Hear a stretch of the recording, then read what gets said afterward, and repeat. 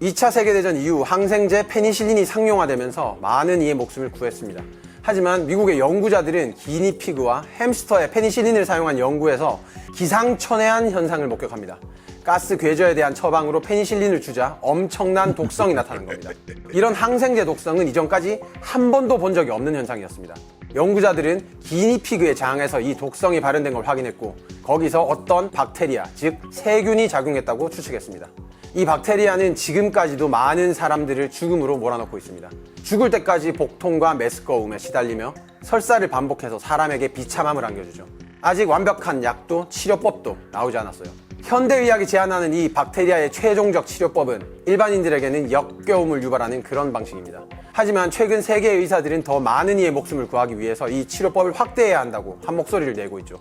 아픈 사람의 몸에 강력한 슈퍼 똥을 넣어주는 것, 바로 대변 이식입니다.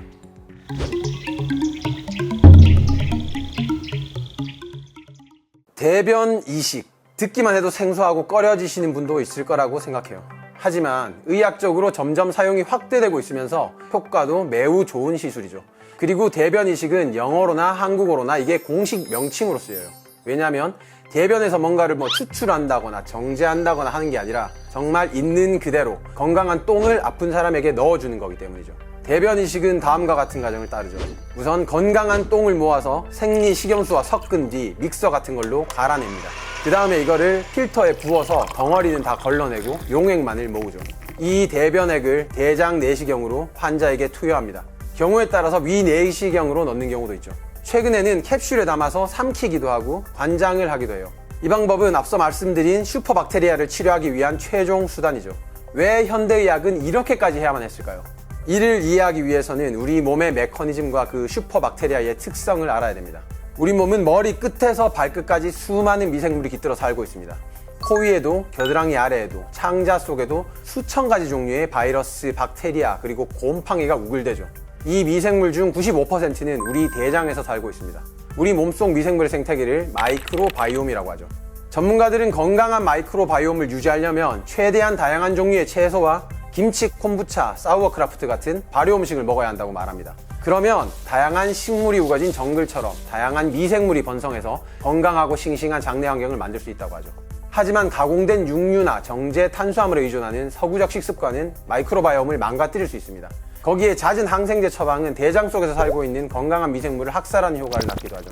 이런 일이 벌어졌을 때 가장 악독한 일을 벌이는 미생물이 있어요. 바로 죽음에 이르는 설사병을 일으키는 슈퍼박테리아, 클로스트리디오이데스 디피실입니다. 다른 유익한 미생물들과 함께 살아갈 때는 큰 문제를 일으키지 않죠. 하지만 항생제 때문에 다른 미생물이 모두 죽어버리면 악독한 기질을 드러내기 시작합니다. C. 디피실은 인류가 만들어낸 모든 항생제를 거뜬히 버텨내고 사람의 대장을 장악해서 막으로 덮으면서 독소를 뿜어내기 시작합니다.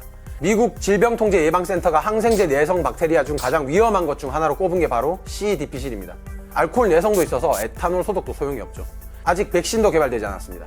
장이 C. 디피실에 장악된 사람의 삶은 이보다 더 비참할 수 없다고 할 정도로 망가져요. 강력한 독소가 장세포를 파괴하면서 발열과 복통, 구역질을 경험하며 심각한 설사 증세가 지속적으로 나타나죠. 심해지면 폐혈증으로 번져서 사망에 이릅니다. 치료법은 모든 항생제의 사용을 즉시 멈추고 그나마 효과가 있는 항생제인 메트로니다졸과 방코마이신을 처방하는 겁니다. 이 항생제조차 듣지 않으면 다른 방법을 찾기가 매우 힘들어요. 그래서 이 난관을 극복하기 위한 최종 수단이 바로 대변 이식입니다. 그것도 매우 건강한 사람의 대변을 이식하는 거죠. 이런 슈퍼똥은 전체 인구의 3%만 넣을 수 있어서 의료계에서는 희귀하다는 의미로 유니콘이라고 불러요. 항생제를 쓰다 보면은 장내 미생물 불균형이 일어나거든요.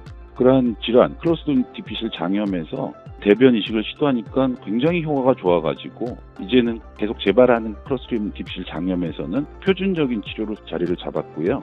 대변 이식은 C. 디피실의 치료에도 도움이 될 뿐 아니라 마이크로바이옴이 망가진 모든 환자에게 도움이 될 수 있습니다. 장내 미생물은 면역 체계가 정상적으로 작동하도록 돕고 소화에 도움을 주면서 심지어 우리 뇌에도 영향을 미치기 때문이죠. 장내 미생물 불균형과 관련된 여러 가지 질환, 불균형만이 주된 원인은 아니겠지만 그것이 관련된 질환들, 염증성 장질환이라든지 과민성 장증후군이라든지 최근에는 비만, 당뇨 등도 장내 미생물 불균형과 연관이 있다고 알려져 있고요. 그다음에 자폐라든지 파킨슨 같은 신경적 질환도 그런 것이 영향을 미친다고 해서 그런 질환에 대해서 대변 이식이 많이 시도가 되고 있습니다. 그래서 선진국에서는 혈액은행이나 정자은행처럼 건강한 대변을 저장하고 관리하는 대변은행이 설립되고 있어요.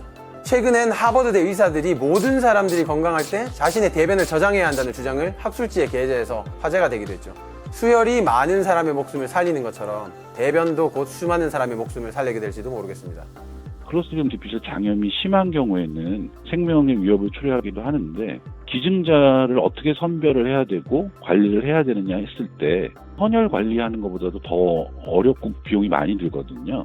그런 비용뿐만이 아니라 안전한 그런 대변 이식을 하려면은 어떤 경우에는 굉장히 위급한 상황에서는 빨리 해야 되는 경우는 헌혈처럼 수혈처럼 꼭 한 군데가 아니라 지역 거점으로 해가지고 대변 은행을 만들어 놓으면은 생명을 살리고 그런 데 굉장히 큰 도움이 될 것 같습니다.